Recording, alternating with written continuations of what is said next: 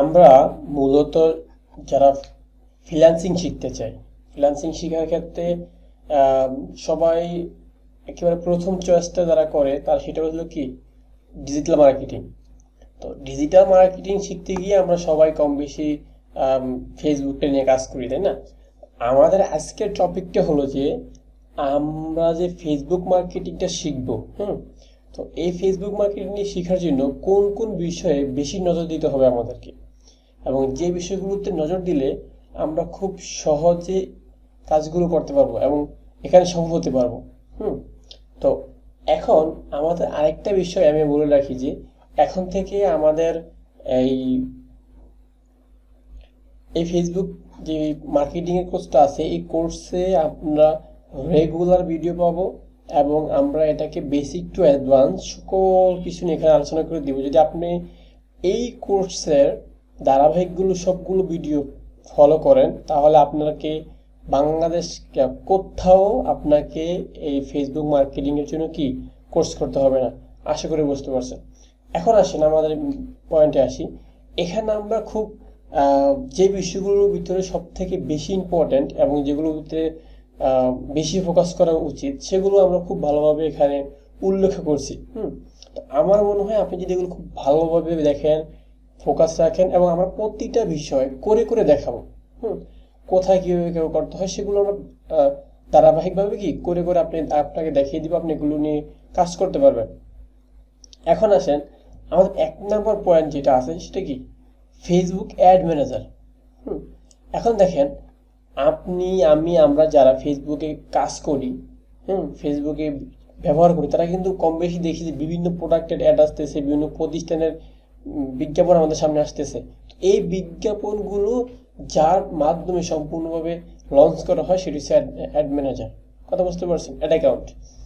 তো সেখানে আপনাকে 1 নম্বর জানতে হবে কি, যে ক্যাম্পেইন সেট আপ। কিভাবে ফেসবুকে অ্যাড ম্যানেজারে একটা ক্যাম্পেইন তৈরি করতে হয়, ফুললি সেট আপ দিতে হয়, এগুলো আপনাকে জানতে হবে। যদি আপনি এটা ভালোভাবে জানেন তাহলে মনে করেন আপনি কি একদম আগিয়ে গেলেন। এটা হচ্ছে অবজেক্টিভ নির্বাচন। কথা বুঝতে পারছেন? অর্থাৎ আপনার ক্লায়েন্ট, আপনার প্রতিষ্ঠান, ওই প্রতিষ্ঠানটা মূলত কোন ধরনের ব্যবসা করতেছে, সেই ব্যবসা অনুযায়ী আপনাকে কি করতে হবে, তার যদি সেলস দরকার হয়, তার যদি এঙ্গেজমেন্ট দরকার হয়, তার যদি আপনার কনভারসেশন দরকার হয়, তো এই তার যদি লিড প্রয়োজন হয়, অর্থাৎ আপনাকে অবজেক্টিভটা নির্বাচন করতে হবে। যে আপনার কি দরকার সেটাকে আপনাকে আপনার বিজনেস রিসার্চ করে ক্লায়েন্টের সাথে কথা বলে একেবারে 100% আপনাকে বুঝতে হবে যে আমাকে এখন কোনটা বেছে নেওয়া উচিত, যেটা বেছে নিলে আমি খুব ভালোভাবে আমার বিজনেসটাকে কি করতে পারবো, নিয়ে যেতে পারবো, ভালো একটা ফলাফল পাবো। এরপরে আরেকটা আছে কি, 1 নম্বরের 3 নম্বর যে অপশনটা, সেটা হলো যে আপনাকে অবশ্যই অডিয়েন্স টার্গেটিংটা ভালোভাবে শিখতে হবে। অর্থাৎ আপনি যে আপনার বিজ্ঞাপনটা মানুষকে দেখাবেন ফেসবুকের মাধ্যমে, সেখানে আপনার বিজ্ঞাপনটাকে আপনি কিভাবে মানুষের সামনে উপস্থাপন করতেছেন, কাদের কাছে উপস্থাপন করতেছেন, তারা কি আপনার অডিয়েন্স কিনা, তারা কি আপনার ক্রেতা কিনা, তারা কি আপনার প্রোডাক্টটা নেবে কিনা, এগুলো নিয়ে আপনাকে খুব ভালোভাবে ভালোভাবে মানে রিসার্চ করতে হবে, জানতে হবে। সেটা হোক যে কোনো বিষয়ভিত্তিক হোক, আপনি যেই অবজেক্টিভ নিয়ে কাজ করবেন সেই অনুযায়ী আপনাকে অডিয়েন্স রিসার্চটা জানতে হবে। আর বিজ্ঞাপনের ক্ষেত্রে অডিয়েন্স রিসার্চটা মাস্ট বি। আপনি অডিয়েন্সকে টার্গেট করবেন, অথচ সেই অডিয়েন্স যদি আপনার দিন শেষে মানে ক্রেতা রূপান্তরিত না হয়, তাহলে তো আপনি পারবেন না, তাহলে তো আপনি মার খেয়ে যাবেন, তাই না? তো এরপর আছে কি, কন্টেন্ট ক্রিয়েশন।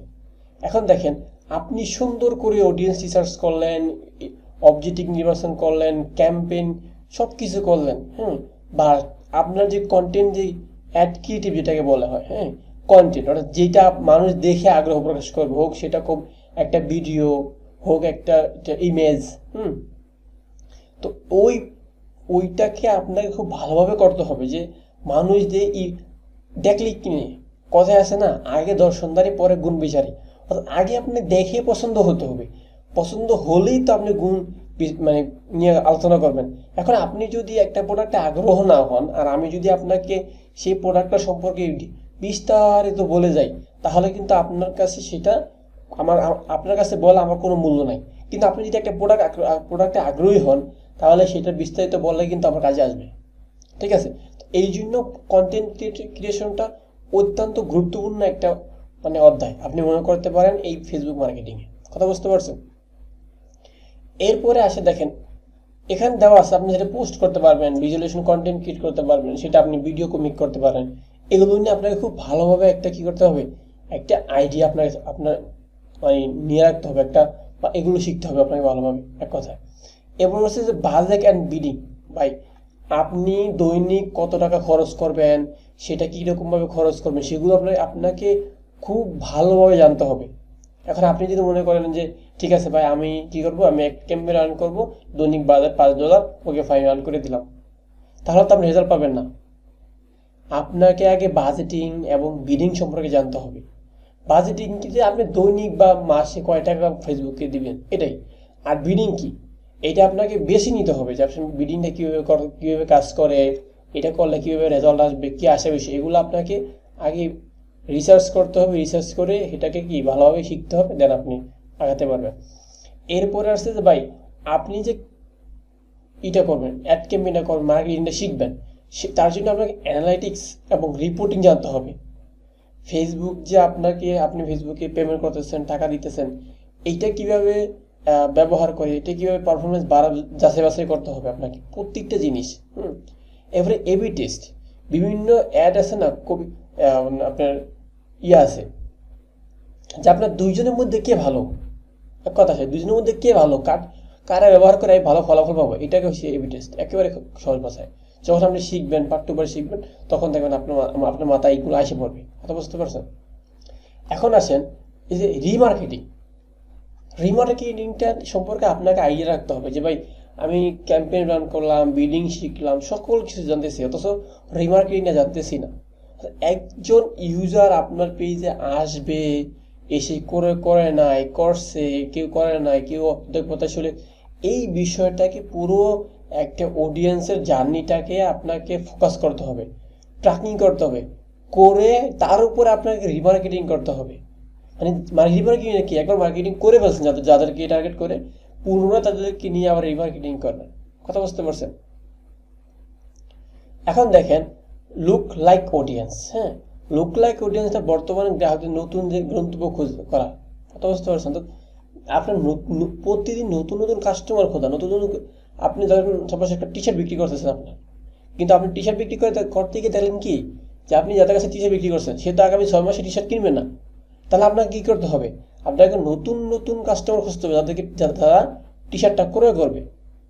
কথা বুঝতে পারছেন?